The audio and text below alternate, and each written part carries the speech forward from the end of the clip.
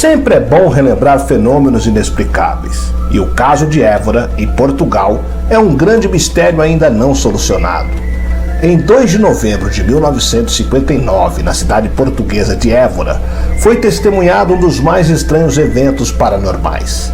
Após o avistamento de um suposto OVNI, estranhos filamentos brancos gelatinosos começaram a cair por toda a cidade, cobrindo-a completamente em uma densa camada branca.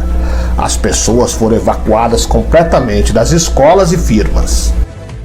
As Forças Armadas e os cientistas da Universidade de Lisboa optaram por colher uma amostra do estranho organismo de Évora como medida de segurança para a população. Mas devido à fraca estrutura externa da mesma, a tarefa era quase impossível. Quando as análises culminaram, eles argumentaram que a estranha substância branca não passava de um organismo unicelular de algum tipo, ou seja, uma espécie de vida microbiana. A pergunta era: de onde? No laboratório, foi descoberto que o organismo apresentava características estranhas e curiosas, que não estavam presentes na Terra. Eu sou o Sidney Góes e você está no Placebo. Vem comigo, que no caminho eu te explico.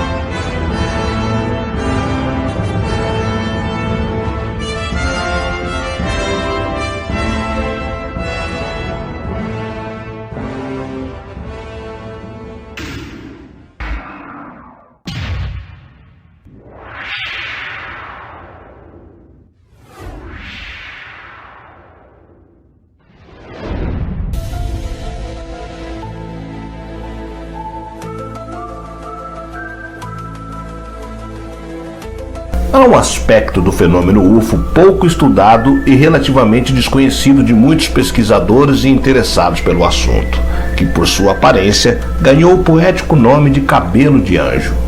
De curta duração e com grande efeito visual, os cabelos de anjo são filamentos esbranquiçados que caem do céu geralmente quando há um avistamento ufológico, embora também haja descrição da misteriosa substância em vários tons de cinza, prateados e até mesmo translúcidos.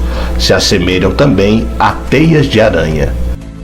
Testemunhas afirmam que os filamentos são muito viçosos, difíceis de partir, e há casos de completa sublimissão ou desintegração da substância durante a observação. Alguns pesquisadores têm tentado investigar o fenômeno e escrever sobre ele. Há relatos sobre quedas de material e sua duração no solo variando entre 1 a 11 horas, com uma média de tempo em torno de 3 horas. Depois, ele se dissolve e não deixa traços.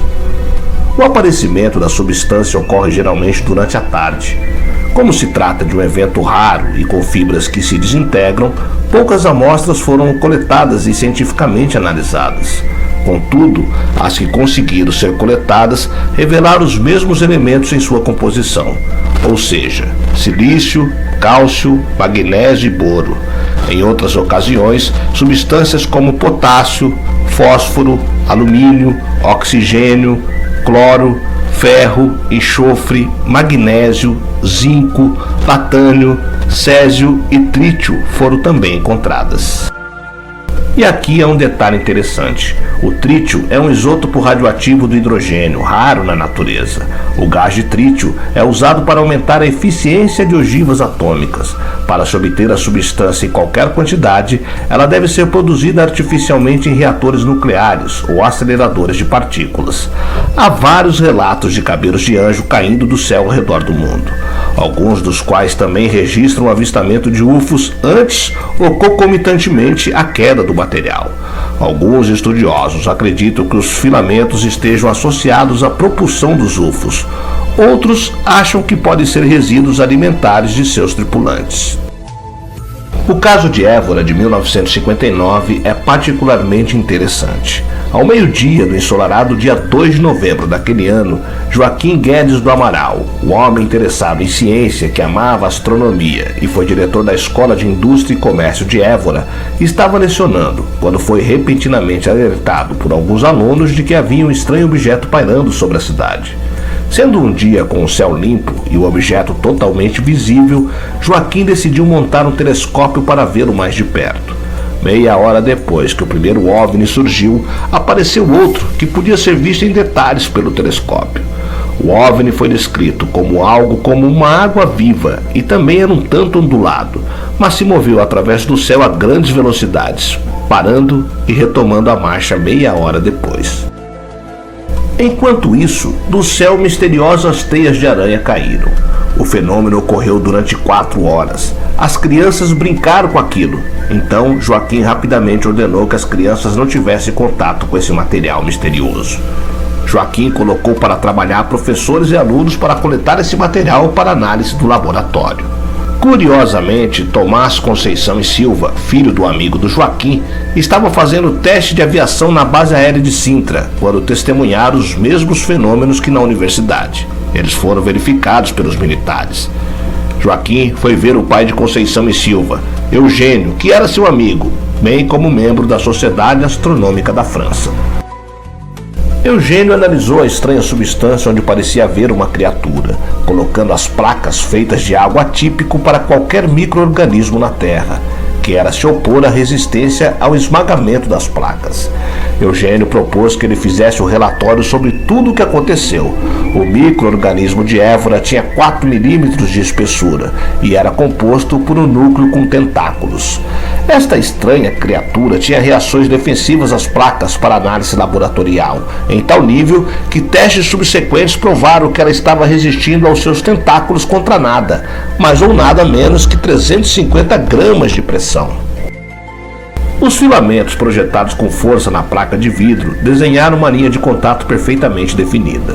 No centro do corpo central há uma abertura em forma de boca, em torno de desenhos muito finos, talvez dobras ou rachaduras da substância que a compõe. Estas observações foram feitas por 2 anos. Finalmente, os tentáculos e o corpo central estavam se desintegrando. Pensava-se que eram larvas de água-vivas, descartada, porque ofereciam resistência. O segundo mencionou um tipo de extremófilo, ainda desconhecido da atmosfera. A terceira hipótese, dada por vários cientistas e pesquisadores, dizia que o ser de Évora era uma estranha criatura totalmente desconhecida da biologia terrestre. Pode ser considerada a primeira evidência de vida extraterrestre detectada. Os pesquisadores que estudaram esse caso de perto ao afirmar essa terceira hipótese foram vários biólogos e pesquisadores do fenômeno OVNI. Os professores da Faculdade de Ciência de Lisboa interromperam as investigações do professor Joaquim Amaral na faculdade, obrigados a não fornecer qualquer tipo de informação à imprensa. Em 1978, ocorreu um incêndio na Faculdade de Ciência de Lisboa, destruindo evidências do ser de Évora. Misteriosamente, os bombeiros colocaram o fogo das chamas muito perto do micro-organismo. Até o momento, não se sabe o que aconteceu com a investigação. Ou o que ou quem causou o incêndio, ou se eles foram confiados a outra agência. Tudo parece indicar que é uma tentativa de silenciar um fenômeno extraterrestre.